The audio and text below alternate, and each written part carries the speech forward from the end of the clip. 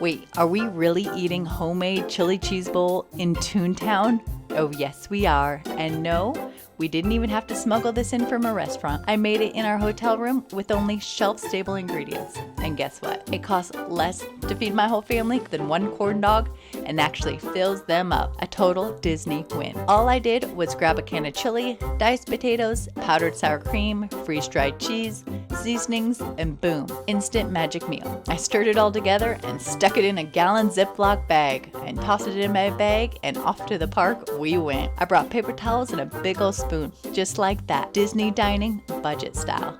No reservation, no $70 price tag, no hunger meltdowns. Just cheesy chili potato bowl perfection with a side of smug satisfaction. This is why I love loadedpotato.org.